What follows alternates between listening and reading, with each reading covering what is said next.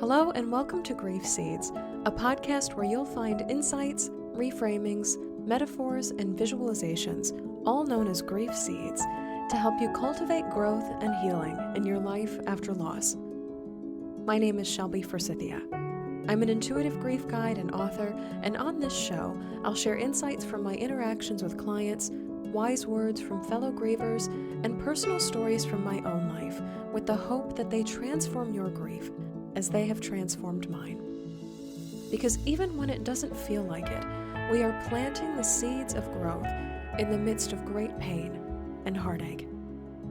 Your grief is welcome here.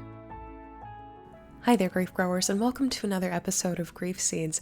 I am so glad you are here with me today. On this week's episode, I want to offer you something that might feel a little bit like freedom, just a little bit, in the midst of your grief and loss. And that is to follow the breath. Now, this might sound a lot like a new agey, simple as that, meditation-related hack. But I'll tell you, in working with clients, especially when they have to make a decision, this tip can be especially helpful.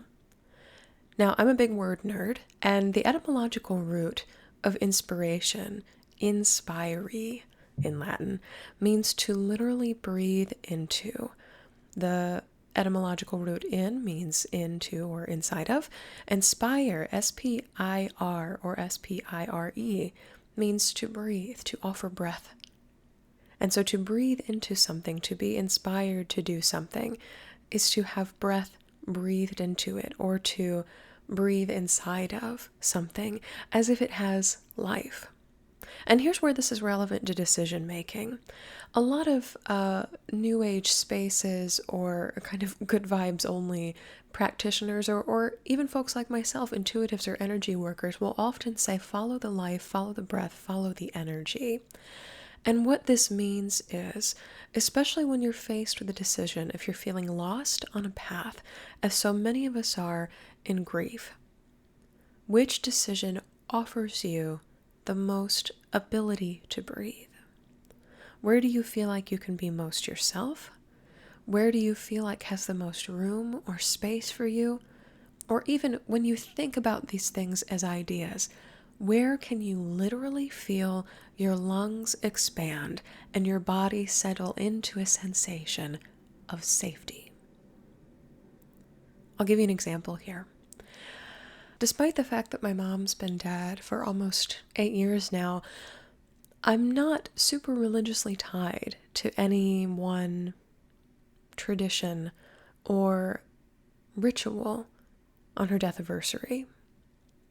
There's a lot of things I could do.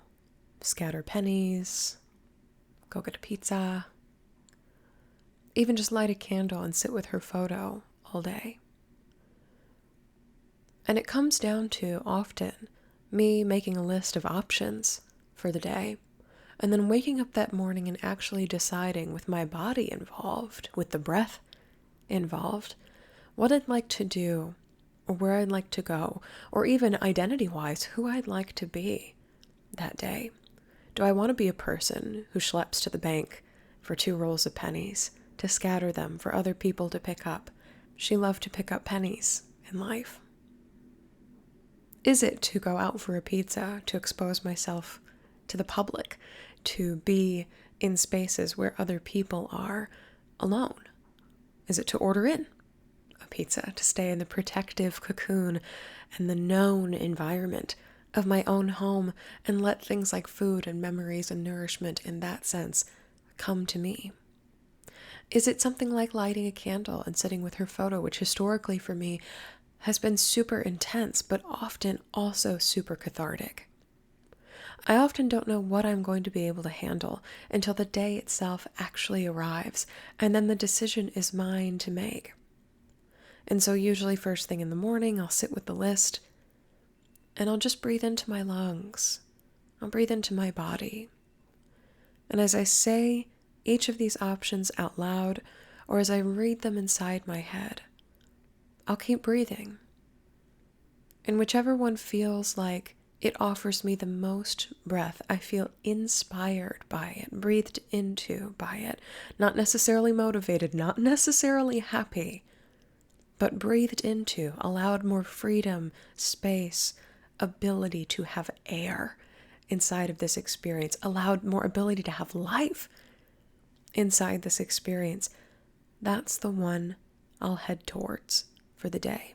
And usually following the breath is a pretty good indicator in terms of making decisions.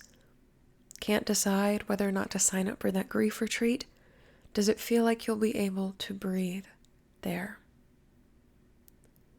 Can't decide whether or not to see family or friends who don't know a lot about your grief story, or you'd have to put on a mask or a face to be around them. Is there more breath there than perhaps something like staying at home or spending time with people who do know you and your lost story, a place where you require no explanation, where you're not required to prove your grief as a price of admission? If you have to make a decision about money, of course, consult legal professionals, financial professionals at your disposal. But if you have the reality of multiple options, of multiple decisions to make, which one offers you the most breath?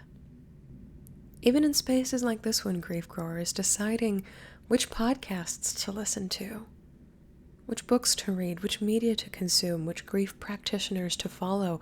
Who helps you feel like you can breathe? What messages feel like freedom, permission, a loosening of the ties and the mourning and the weight that binds? It is extremely easy in life after loss to feel trapped, to feel stifled, sometimes even to feel like you're choking with an inability to take a deep breath. It's hard to feel safe. It's hard to relax. It's hard to feel like it's okay to be here. So especially when you're making decisions, whether you're just getting up in the morning and deciding what to do with the day, it's not a significant grief day, but every day is significant when you're grieving, or if it's a big deal, like a grief anniversary, like deciding what to do with money, like choosing whether or not to go back to work right now, like determining what messaging to tell to your kids, or what media to consume in the aftermath of loss, follow the breath. Rarely, if ever, has it steered me wrong. And always, it has led me to the place where I can find more breath, where I can locate even just an inch more space inside of a really devastating and really hard and really breath-restricting experience. I invite you to take a deep breath in with me here. And out.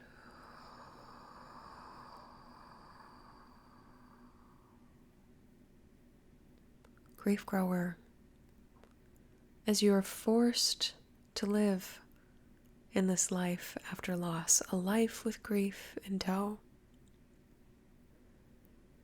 may you look to your lungs as a partner, a companion, and a guide.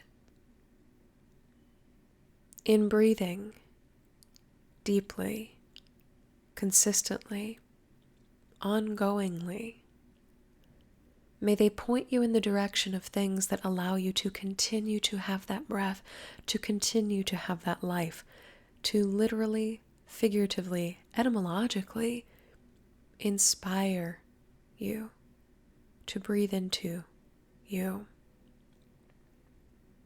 May you partner with your lungs as a compass to guide you to spaces, places, people, media, decisions, rituals, practices, events, gatherings, communities, where your breath, where your ability to breathe is welcomed, encouraged, and fostered. May you know that if you feel trapped, if you feel stifled, if you feel choked, if you feel blocked by a decision, by a reality, by a story, by a person, community, media, resource, decision, in grief, that it may be a message that this is not the way to go for you in grief. This will not offer you breath. This will not be a path towards your life. May you use and honor your lungs, your breath, the thing that helps you stay alive on this planet, as something that wants to foster your growth, as something that wants to lead you to places where you can breathe. We are not meant to feel trapped by this life. We deserve to breathe freely and easily, and with love and grief along with us for the ride. We should be allowed places where our grief is welcome. We should be able to make decisions that feel like freedom, even in the midst of this experience. So, grief grower, may you tune in today, even for a minute, to your breath when it comes to making a choice or a decision. Get up or go back to bed. Have cereal or meatloaf. Answer the phone. Stay put. Watch this program on TV. Listen to the radio. Go for a walk. Begin to paint. Small, everyday, ordinary decisions. Which one feels like more life, even just an inch, even just a slight amount in your lungs, in your bones, in your body. And as you slowly make decisions, steer your ship towards the things that offer you breath. May you continue to expand and allow your grief, your emotions, your heart, your spirit, and your love to fill all of that space that it's being allowed by the breath. Deep breath in with me here. And out.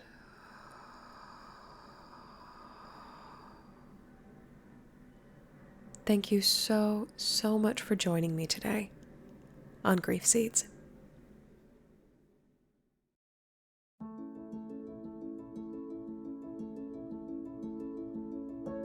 So that's all for this episode of Grief Seeds.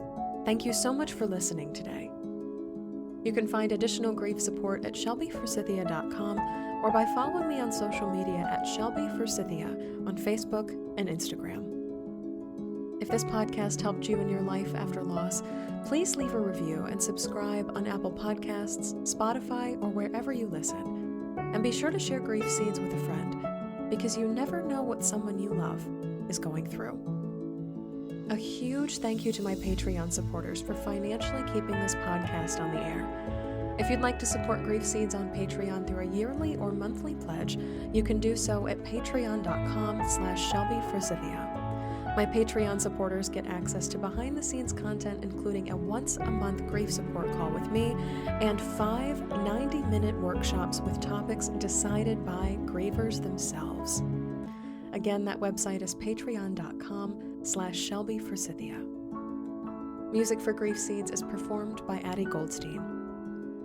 As always, my dear grief growers, it was beautiful sharing this space and time with you today. I see you. I am so proud of you and the work that you're doing in the world. And I love you. Because even through grief, we are growing.